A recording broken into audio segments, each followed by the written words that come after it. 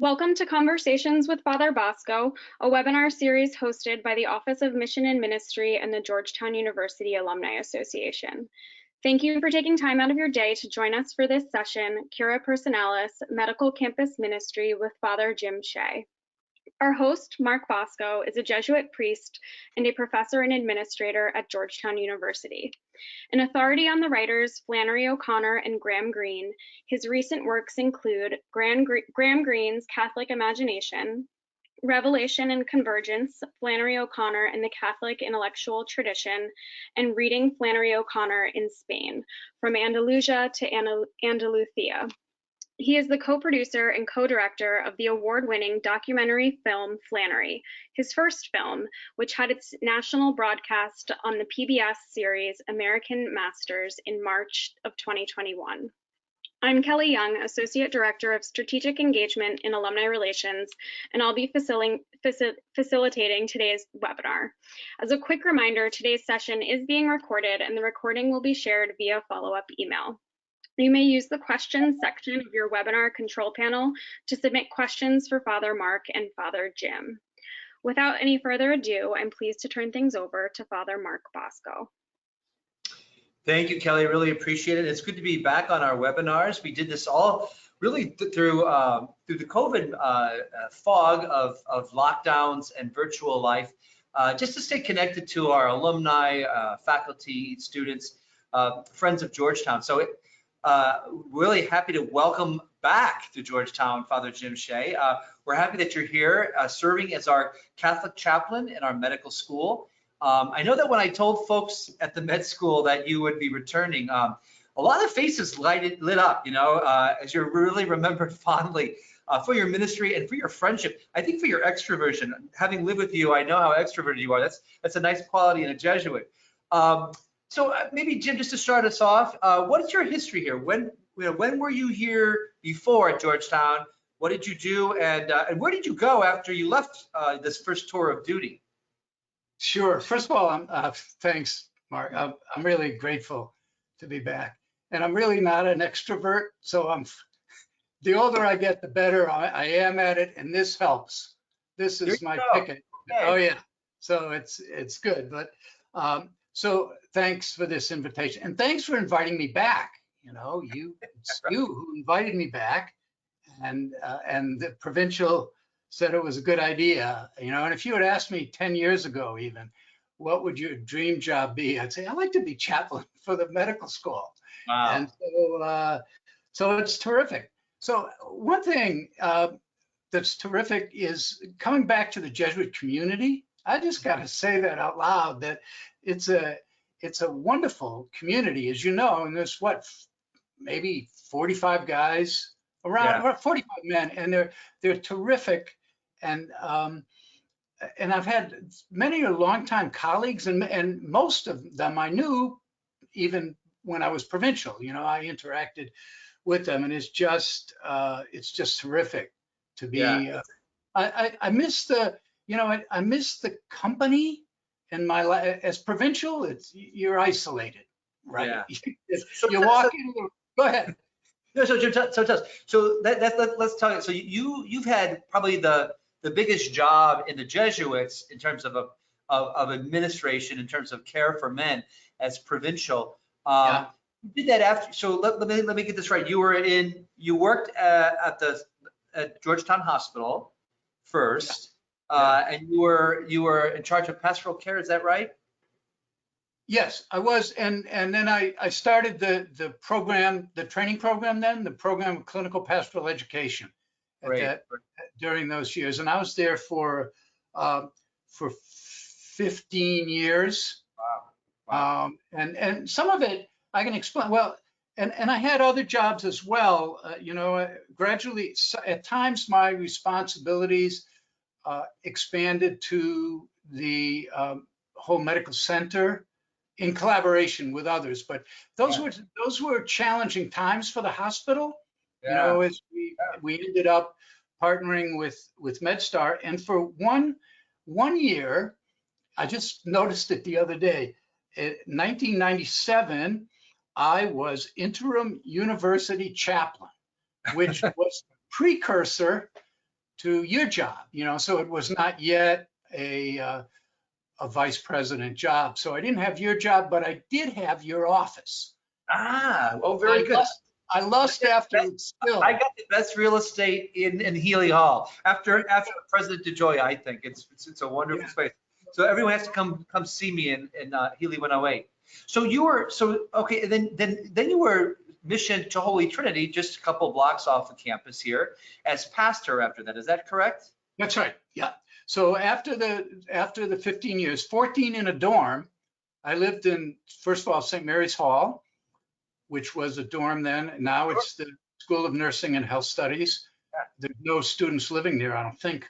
No, there's not. And then I moved to Darnell. So it was really a rich experience. And I was on the scorer's table for the Hoyas basketball too. So it was, I mean, I love Georgetown. It was a terrific experience. In the hospital, you know, that I love that culture. You know, like when there'd be a big snowstorm coming and they'd say, well, we got to cancel everything. We'll cancel all the classes. The hospital, they'd say, nobody goes home. Yeah, right. I kind of like that, you know, the spirit. So I've cooked breakfast in bus trays and shoveled snow. And there's a great sense of, you know, dedicated to service. That's cool. So Holy Trinity. So I went to Holy Trinity. I stayed through the MedStar deal, and I think it was important. People told me it would be important that there's a Jesuit there during this time, and I actually had the privilege of working a little bit with now President Jack DeJoy on that.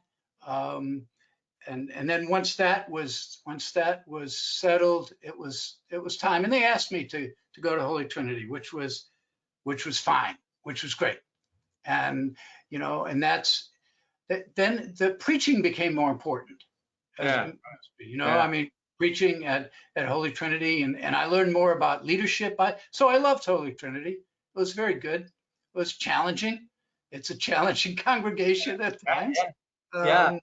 It's truly a lay community that does feel their ownership of the parish. And I've heard that from a lot of even parishioners at Holy Trinity who are at Georgetown. It says like, it's like the priest will come and go, but we stay. So I know.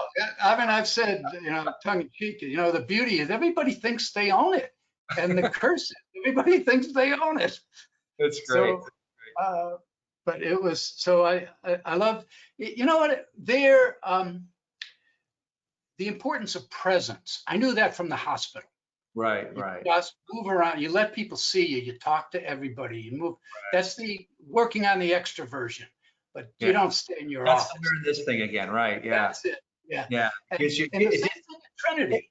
It's true. I think as Jesuits, especially who are so much out in the world, the clerics do offer opportunities for us to like risk saying, hey, how are you? I'm Father so-and-so. You know?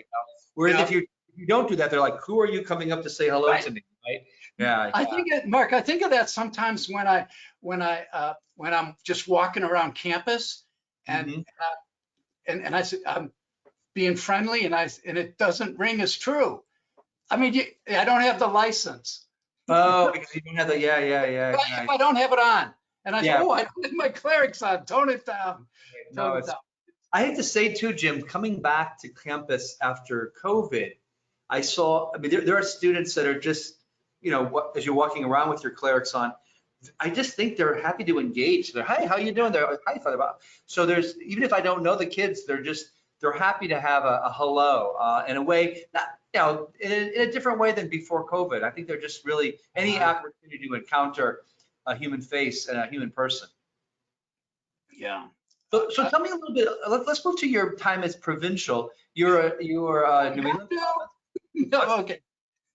No, but I mean, it is a job in which all of your talents and pastoral care and service at the hospital and the parish must have come together. Can you talk a little bit about just how do they help you understand your job as provincial? Well, first of all, it was a big surprise. As you know well, Father Mark, we don't aspire to something like this. Yeah. You know, Yeah, and right. pure service. Right. Yeah. But it is an act of confidence from the society that when you're asked to do that. And I didn't belong to the Maryland province. I was still, although I had been at Georgetown, I was still New England province. So I became a member of the Maryland province at 9 o'clock that morning and was announced as provincial by noon. That's right. Tim Brown, the former provincial, said, "You really don't have to join the province." I said, "It might be prudent to do so." Yeah. So the Maryland province is, it's not just Maryland. It's 8 states. It's was 325 Jesuits, 5 universities, high schools, retreat houses. So it was a lot. But I think the heart of it again is relationship. Because our governance is, as you know, but others might know, it's different than being a bishop. Yeah. It's very, the account of conscience means that you meet with each of the Jesuits each year in a very confidential and a very serious conversation. And it's most of the provincials would say it's a great grace because the men are so open. They trust that if they reveal their brokenness to you, you'll hear it and you'll respond with compassion. Yeah.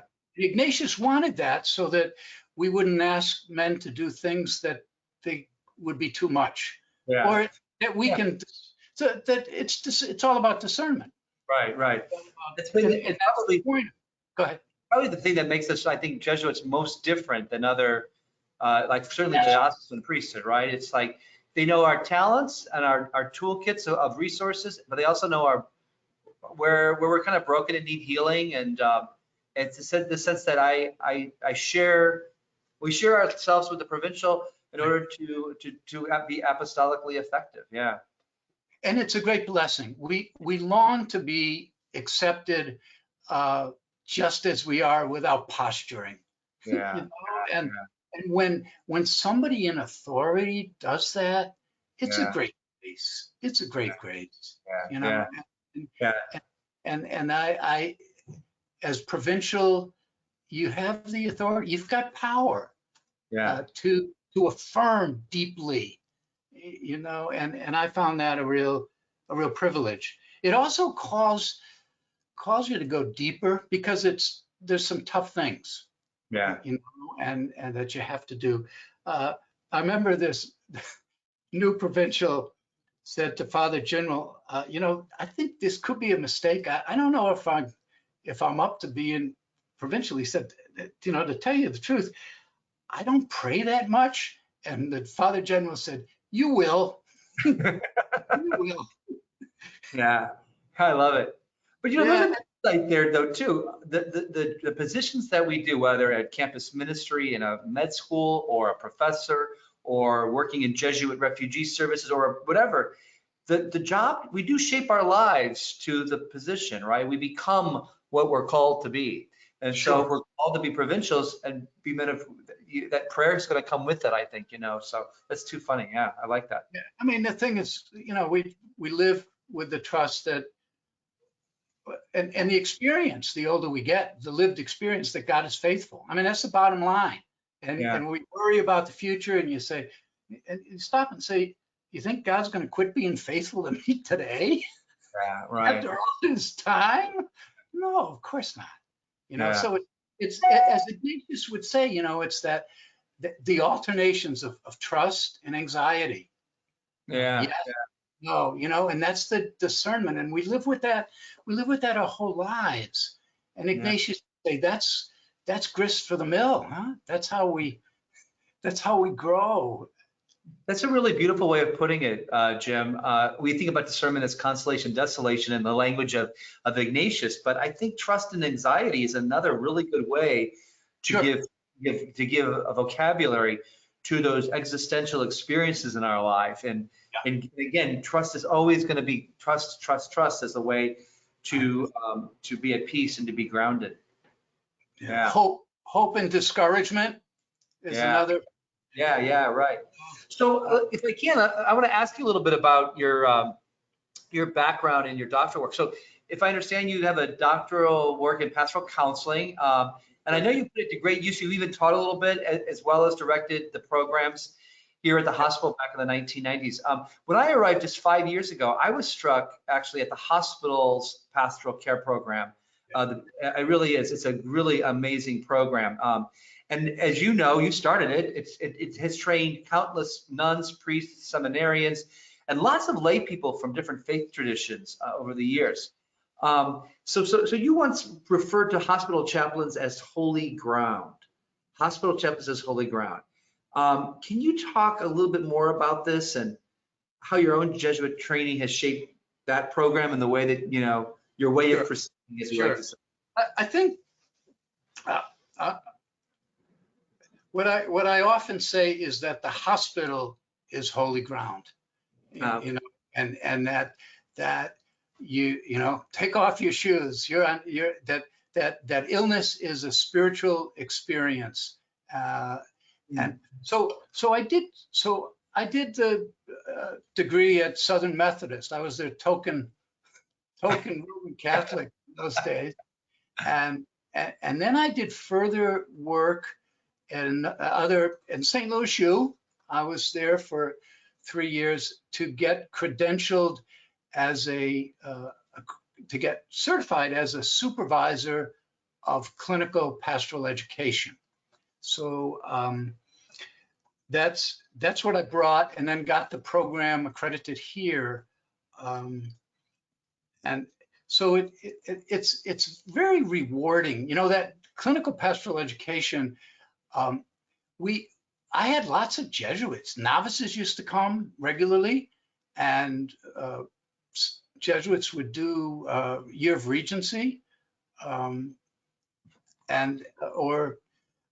so I really found that was a great thing. I think it's wonderful education.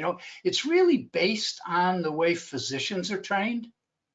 In that it's physicians. The first couple of years, it's mostly a classroom, but then it's kind of an apprenticeship. I mean, there's lots of study, but it's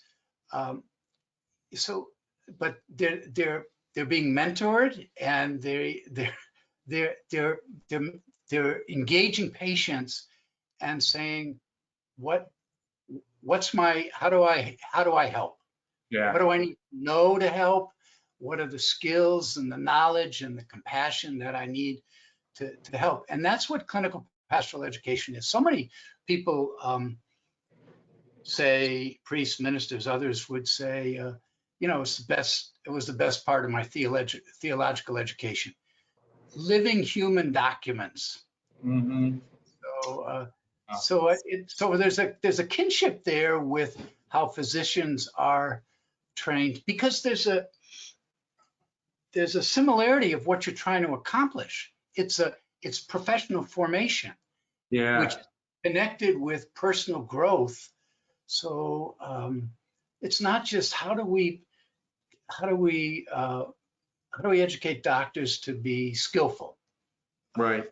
How do we to put it, how do we make them women and men who are healers, who enter into healing relationships with people? You can't always cure, you can alleviate often, but you can always comfort.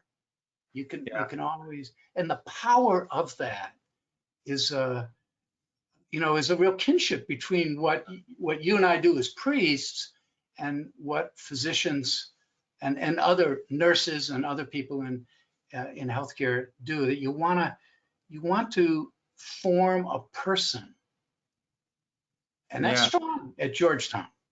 It's strong at Georgetown, and it's so consoling, that how do you teach people, and that's where Ignatian spirituality can really fit in. You know, you Right. want to have people who are self-aware, who have emotional intelligence, who are centered and not reactive, who are discerning, you Right. know, who Yeah. are trustful, who are free enough to enter into relationships with Right. people. I had a story. I had some surgery in March. Um, I had what the Pope had, and I'm Mm. fine. I'm fine.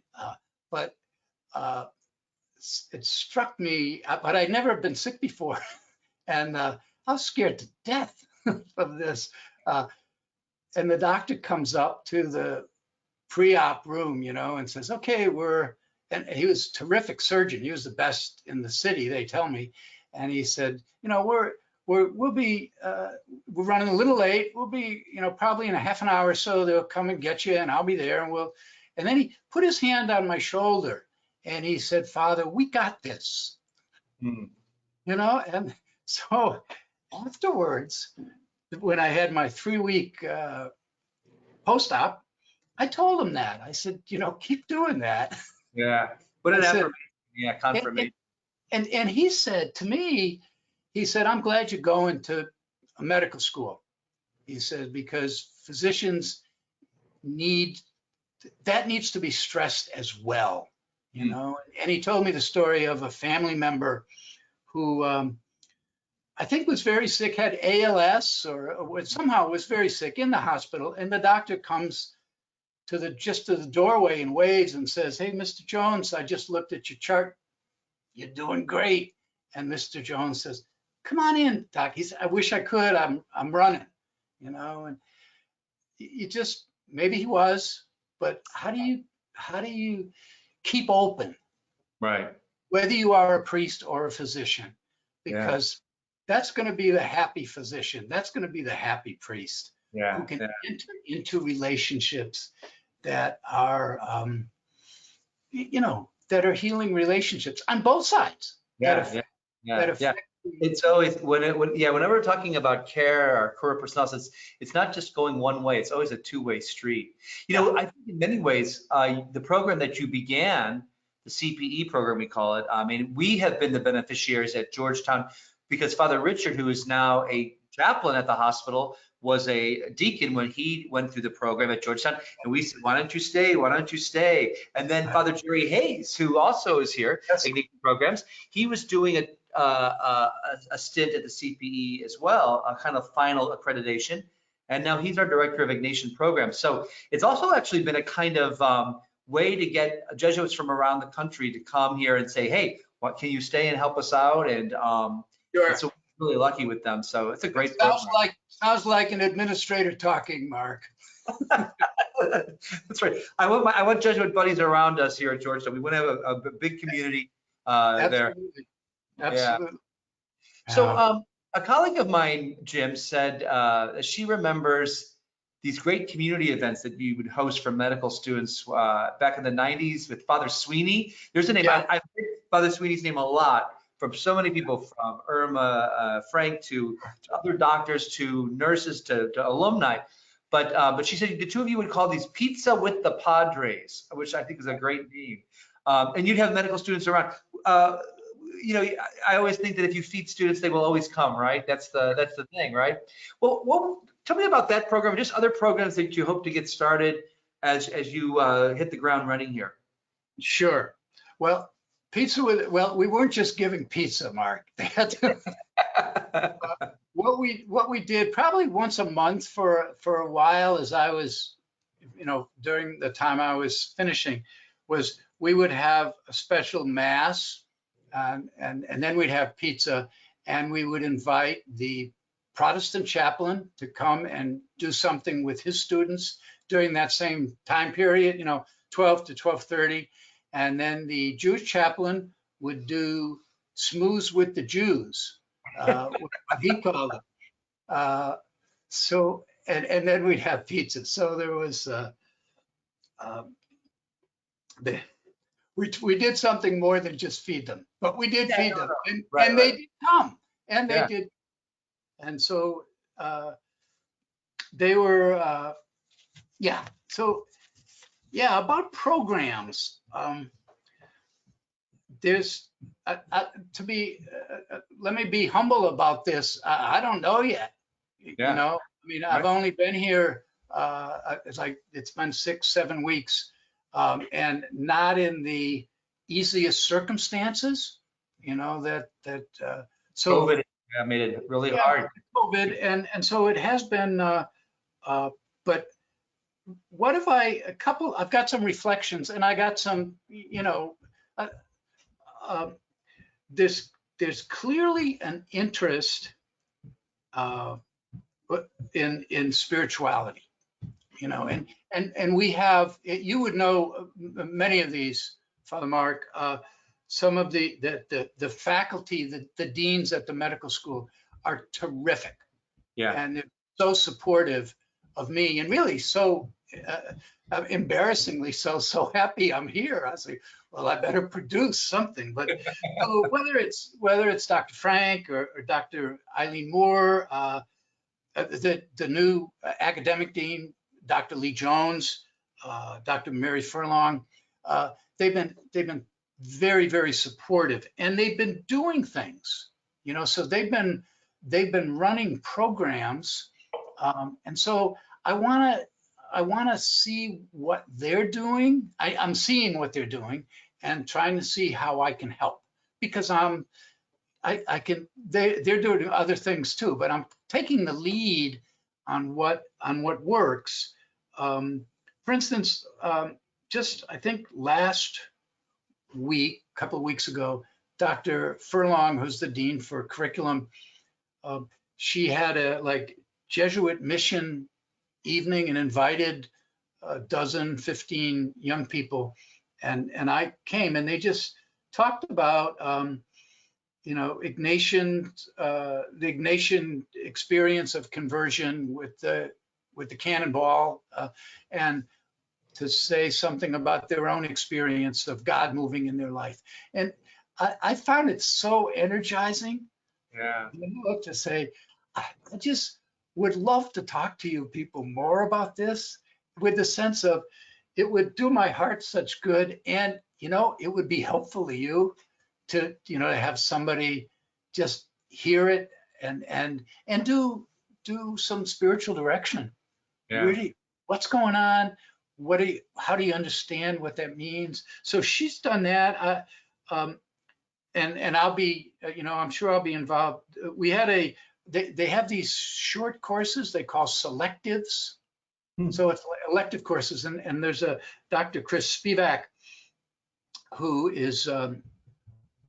did a selective on, he's mostly at Walter Reed. He does pain management, anesthesiology, and works with our students, Yeah.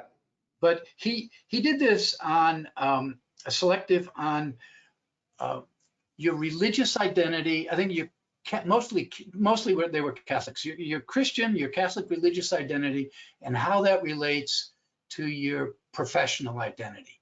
And they loved it. And he invited me to be part of it. It was mostly Zoom. We had a couple of in-person sessions, and I taught, did a little piece on the examen. He wants to do something next semester on using Jim Martin's book. Oh yeah, sure. Open up some of the Ignatian spirituality, and I'd love to do anything like that. And as you know, there are people doing it, retreats, those shorter prayer experiences. You know what I mean? I'm not saying it right. That to do on the main campus. Yeah, I want to do that. Yeah. And I'd love to help people just deepen their relationship with the holy in their life. Yeah. Because it'll make such a difference in their personal life and in their professional life. And the gospel, so the people really committed to that. Jerry Hayes will be a great resource. Yeah. Father Hayes does. Dr. Father Miles Sheehan, who's at the Pellegrino Center, Yeah. and Dr. Dancel Macy, who's at the Kennedy Institute of Ethics. Yeah. Is, so there's so many. So what I'm doing is I'm networking. We're doing Mass twice. We're celebrating Mass twice a week. Nice. We just had, and campus ministry staff has helped me reconfigure the chapel in a very nice way. And we had 8 or 9 people this morning at noontime. Yeah. That's wonderful. Feast of St. Matthew. I used the Caravaggio. So did I. Did you? I had a 1210 at Dahlgren. I was talking about my favorite Caravaggio painting. Absolutely. Oh my God, that's too funny. Everybody go to the website, just on Google, Caravaggio St. Matthew, and you'll see this amazing painting, one of the best paintings in Rome, San Luigi de Francesi. Wow, that's too funny. Yeah, I wonder how many Jesuits did talk about that at homilies today. I don't know, but yeah. So it was. But the culture of Georgetown, it's so great. And I had the 8 o'clock Mass Sunday night. That's the first time in probably 17 years I've done a Sunday night Mass at Dahlgren. Wow. And of course the Mass was the gospel is about who's greatness and service. And so I could say in the homily, the culture of, these are new students, undergrads. I said, the culture of where you are is women and men for others. Yeah. That good life, the successful life, the rich life is a life of service. So the culture is, the university reinforces the gospel message there in a very wonderful way. Yeah, I think, Jim, it's one of the things. I'm in my 5th year now at Georgetown, and I so appreciate the way that Ignatian spirituality is like a grounding for people of all faith traditions, right? Obviously, it gets its nourishment out of our Catholic tradition, but there is so much about Ignatian spirituality that is about being women and men for others, of really trying to be a community in diversity. It's not just diversity for its own sake, but then we can form a community and accompany one another. Those kinds of things are so important. Or even in the sense of our academic excellence, for what, right? Is it just for yourself, or is it for the people that you serve? Is it the people that you love, the people that need taken care of, no matter what kind of occupation? Do you find what's your understanding of basically Ignatian spirituality? And we talked a little bit about it already, obviously, but in terms of like in the vocation of doctors, how do you understand how Ignatian spirituality can really help our med students and doctors today? Yeah. I think it can help with a sense of vocation, and I think that can make such a difference. If you're going into medicine and you say, well, it's just kind of a job, it's a hard job. Right. And it's so much richer if you have a sense of call. And Dr. Somasi mentioned to me last week, he said, that 75% of physicians say it's a call, say it's a vocation. That's a lot. Yeah. That's a lot, and so that sense of call, it's, the sense of incarnation, you're right. Talk about incarnation. It's flesh and blood, and it's relationship, and it's the discernment. Yeah. You want to have a discerning physician who's has got the inner freedom to serve, even when it's, to give and not to count the cost. Yeah. Well, just be a resident, Right.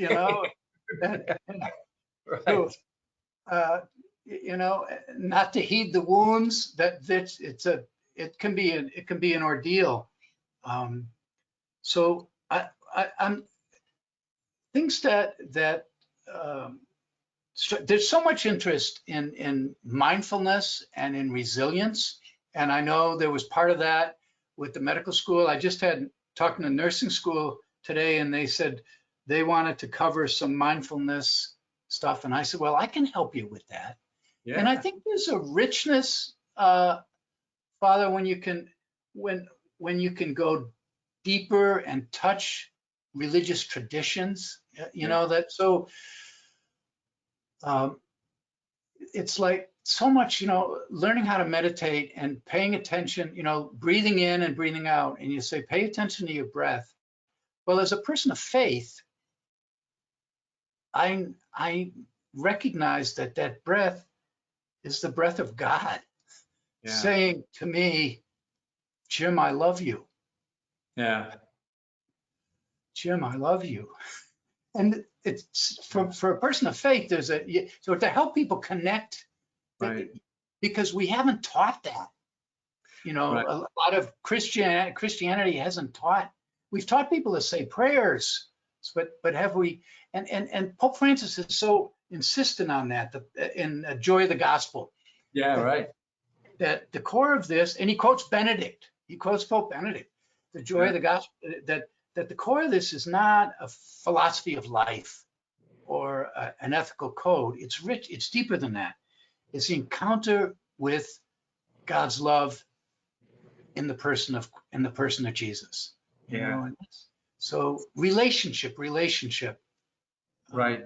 No, I do think that one of the things that Ignatian spirituality, it helps you, it helps you slow down, to be reflective, and to see everything, to try to put yourself in a position where you see everything as grace. You can find God in all things. You can find God in the person who's brought on a stretcher. You can also find it in the baby that's just, you know, born. You can find it in the colleague who needs help and assistance. And you can find it in the joy of just, you know, trying to learn a very, very difficult set of content just to be a doctor. You know, it's just incredible to find God and all of that. I want to make a little point. If anybody is watching, and if you have a question for Father Jim or for myself, please go ahead and put it in the chat, and we'll see if we can get to it. Hopefully, we've got some more questions I want to ask him, but I wanted to give everybody an opportunity as well. I do think that one of the things, you know, if I'm correct, Jim, there's only 4 medical schools that are Catholic in the country, and they're all Jesuit, right? I think there's one. I think there might be 5.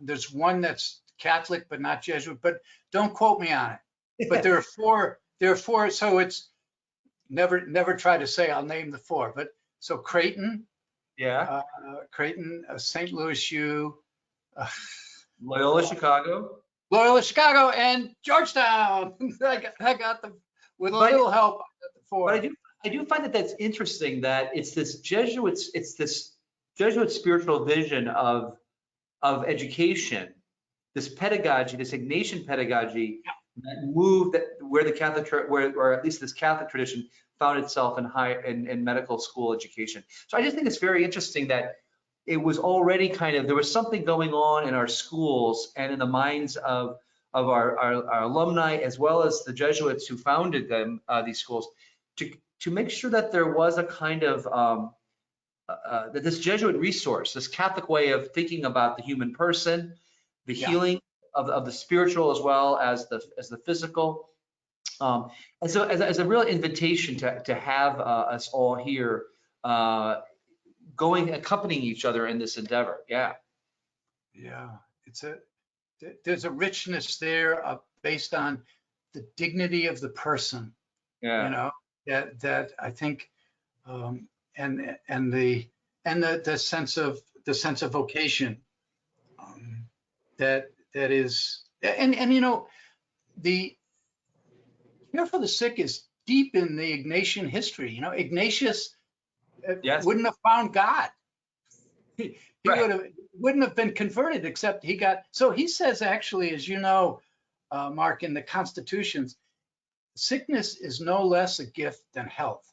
Well, you say, what are you talking about? But he knows that from his own experience, and I'm sure you, and certainly I, part of our training is to work with the sick and dying. You never avoid that hospital trial. And so Ignatius felt if you're not going to be sick, then hang around the sick and you might learn something. In fact, we sent a couple of men, and you would remember their names, I won't, to Trent. Right. And they would spend the morning. Claude J. That's it. Yeah, Favorite was supposed to go. He didn't make it. Yeah, that's right. But they would spend the morning at the sessions, as theological advisors, and they would spend the afternoon in the hospital. Yeah. Say, boy, does that ground your theology? Because if you're just talking, way up in the sky somewhere, and you say, well, what if is this going to be helpful to the man or woman I'm bathing this afternoon? Yeah. And so it really keeps your feet on the ground. That its theology is that it has to make sense. And no, it goes back to your comment that this is holy ground. I remember all the Jesuit training, just to kind of expand for our viewers, is like every Jesuit who enters the Society of Jesus must do this, because we follow what Ignatius did, and he did a lot of work. He lived in hospitals.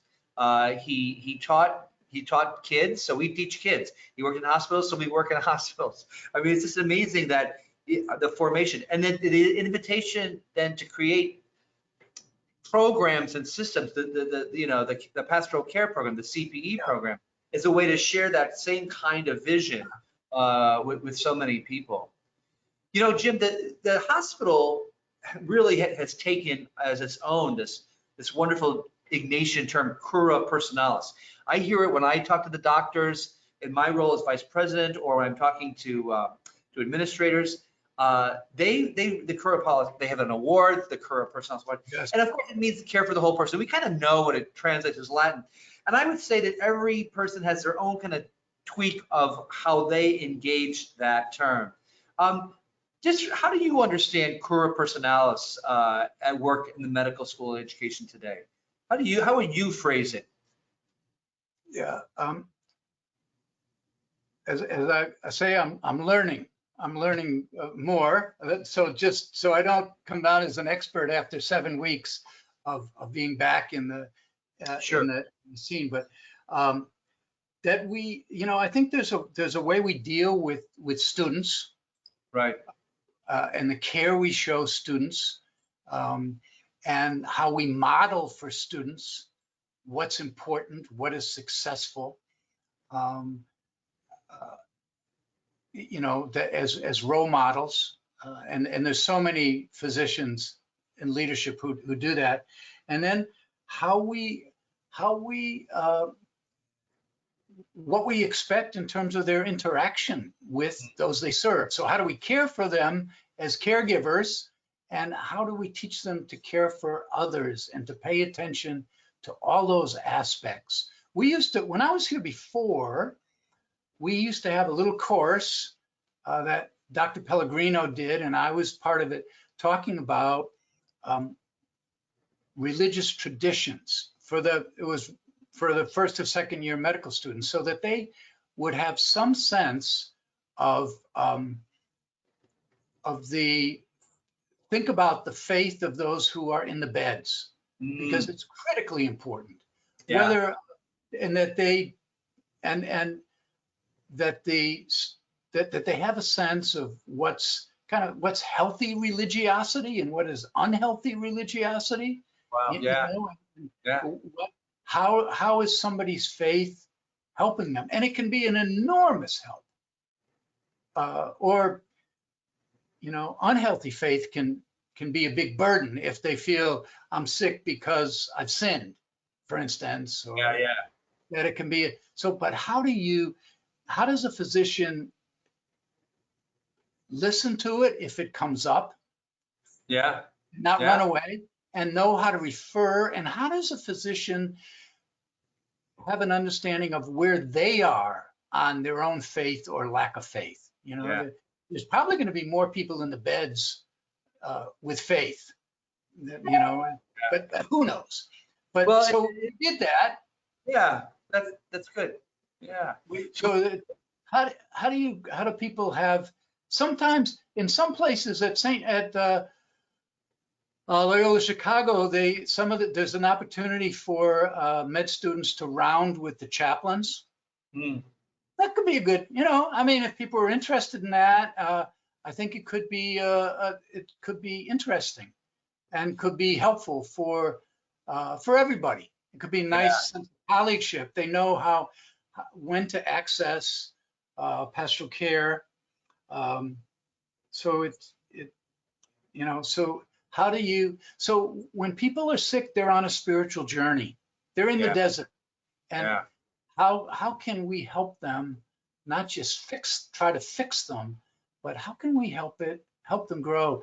I said to a physician just recently, commenting that they've all heard, I've heard people 5 years later say, I had a real scary bout with cancer. It was one of the best things that ever happened to me. Wow. Because it woke me up. It made me decide what was important. That's what happened for Ignatius. So it was a blessing in disguise. Yeah. People, of course you don't say to people, well, this could be a blessing in disguise. That would be cruel. Yeah, right. But you learn how to walk with people and help them, help them do their inner work. Right. As God is doing doing work with them, Wow. That's I think I do think that we have a privileged position to help doctors, med students, physicians, nurses, to support them really in the ways in which their vocation has developed.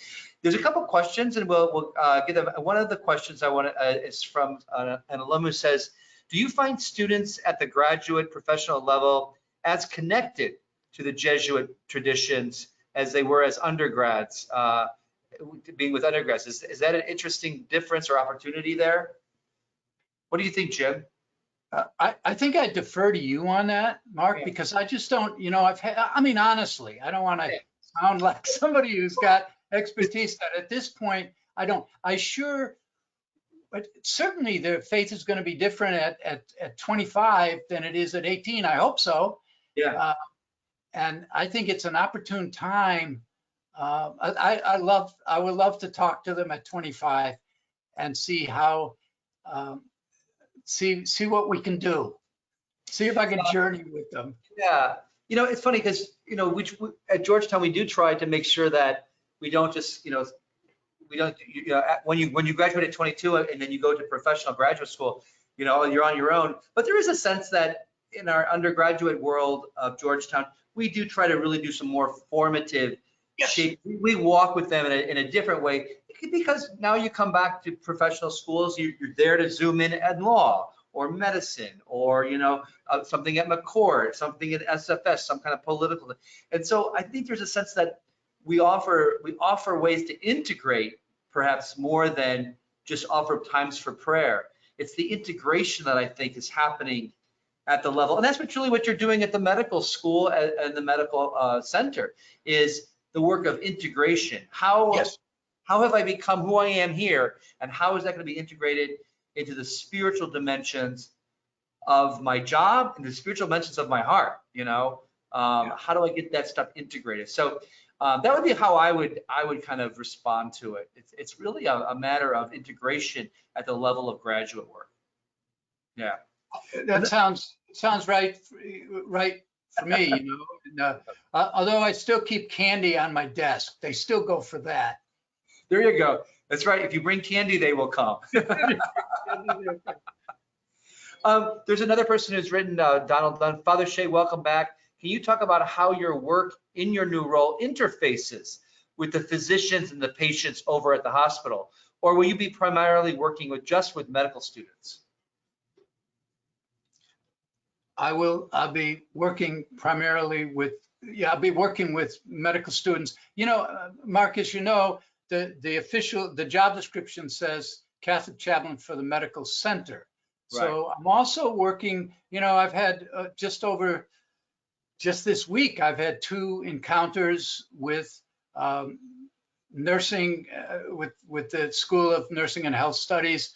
I'm going to be giving a talk on Thursday, did a prayer on Tuesday. So but the hospital, I'm willing to, I'm sitting on the advisory committee for the clinical pastoral education program. So that's one way I will stay connected. I'll celebrate Mass when there's needed, but I think I think I need to set boundaries if I'm gonna do what my primary mission is, which should be not just medical students. There's a lot. Dr. Hilton, reminded me there's hundreds of graduate students. Yeah, In exactly. the medical center. Right. And a lot of good research, a lot of cancer research, especially. Yeah. yeah, but there's doing, there's that special master's program, which Right. is like 180 Yeah. students. Boy, they're stressed. Yeah. And they're coming to Mass, they're stopping by. How do you support? But the heart of it is, of course, the medical school and mission integration, as you say. How do I support? Because the main formators in forming compassionate, wise physicians are the physicians, and Yeah. we've got wonderful. But how can I work with them? They tell me how so I'm going to depend, and they will. They will tell me what are ways, and we're going to do retreats. We're going to do prayer experiences. We're going to do, but if they keep, I think I'll be invited. I'm seeing that now more and more each week, that I get invited when people say that Jim Shea might give us a hand here. And that's how I learn. That's how I learn. That's great. That's great. So one of the things that we've been working through a pandemic, one of the questions is, what kind of suggestions would you give to all those people on the front lines of the pandemic in the medical community who are pretty worn out, these days, having some difficulty just kind of staying, keeping it together. Do you have any suggestions for them in terms of just how can our Jesuit spirituality or Georgetown's alumni and how can Georgetown just be a help to them through these days? Any thoughts about that? Yeah, well, I think a session like this can be helpful. Yeah. Any ways that you reach out, and because we're doing this to say to the alums and friends, we care about you. We haven't forgotten you, and we want to share something which we think you might find interesting, you might find encouraging, you might find hopeful. We're dealing with the same stuff you are. I think we gotta, so community. I think, most of the pandemic for me was at St. Peter, where I was first. Carolina, is that right? Charlotte. Yeah. And I've never felt more the privilege and the burden of preaching. Because we were doing it virtually, and it was hard work because I had to deal with my own stuff, so that by Sunday morning I thought I knew what the pastoral needs of the congregation were. They needed encouragement, they needed hope, we need to encourage each other to trust that in the midst of it, and of course Scripture's full of that. Yeah. We're walking in the desert. And in fact, I had somebody who works in the medical center who I've never met email me last week and saying, "Father, it's good to have you in the medical center. You were one of my main supports during the pandemic." So they were, your preaching helped me so much. Wow. So wow, isn't that something? Yeah. What a privilege. Yeah. What a privilege, but the faith can be, if it's authentic, it's not putting pious words on it. It's got to be authentic, which means you got to deal with the darkness. Yeah. But what a privilege. I've never felt so much like a priest As Yeah. you know, Yeah. I'm preaching the word, and there's people all over listening, and they're saying you're making a difference, Yeah. Yeah. because It, we're open it, to conversion. yeah, it's a conversion. It's also it's like a connectivity and moments of disconnection, and Yeah, yeah. words can bring us together. We know that sticks and stones will break our bones, but words love. Well, no, actually, words can really keep us. The It's, word of God, the word of love, the word of support to one another. Those things keep right. us really human. Yeah. And to say it's okay that of course you're doubting, of course you're anxious. We're not saying you should be where you're not. You're Yeah. saying exactly where you are, there is God. Yeah. I Yeah. mean, that's the crucifixion. That's, Yeah.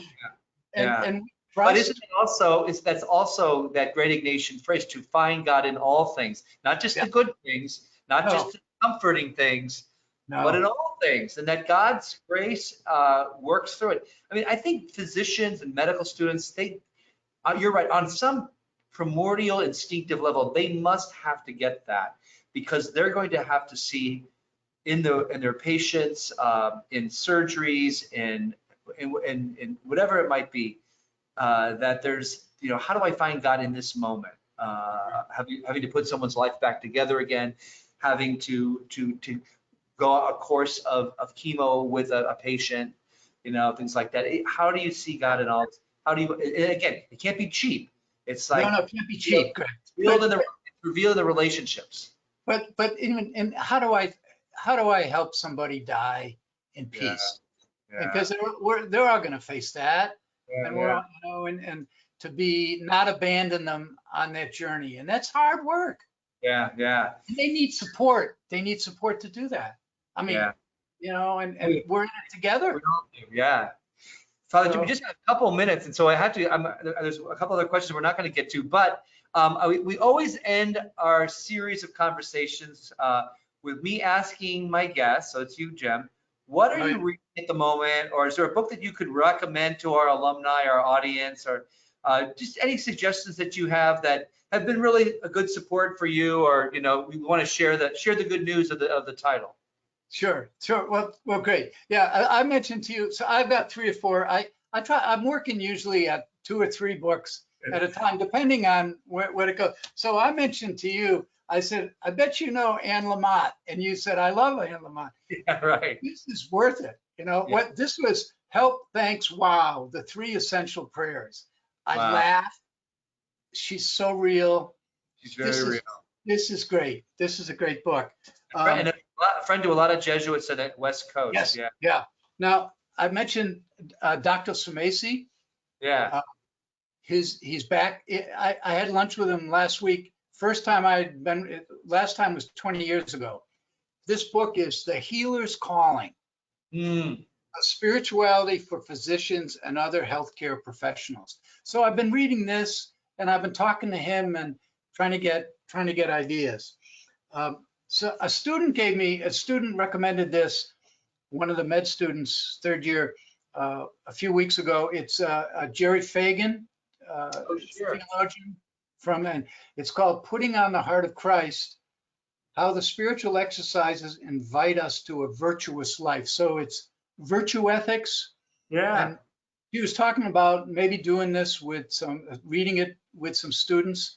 And I haven't gotten back to it yet, but I think it would be best for somebody who's made the exercises. Yeah.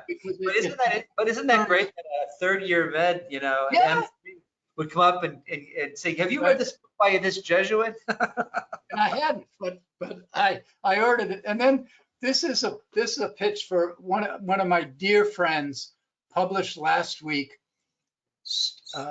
Stewards of Humanity, Lighting the Darkness in Humanitarian Crisis. So Bob McPherson, Robert Seamus McPherson, one of my dear friends in Charlotte, Marine.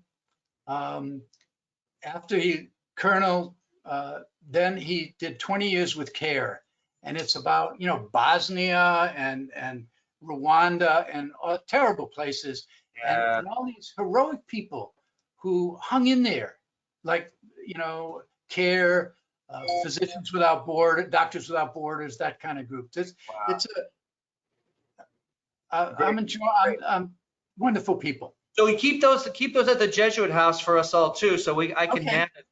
as everyone might know, we Jesuits we share a lot of things, but we love our books. Giving our books to one another is good. Listen, Jim, we've had a great hour. Let me just say that I'm so glad that you're back as well. I know so many alumni and so many of the medical professionals at the med school and med center are glad too. And we hope that we can see you again, and we really appreciate it. I think we're going to be joined. We're going to do another one of these conversations, so keep everyone your eye on alumni relations at Georgetown. We'll introduce you to a couple more people who are part of the mission and ministry team here at Georgetown University. Thank you, Jim. Thank you, everybody. Thanks, Kelly, for putting this together, and we'll see you next time. Thank you all. Ciao.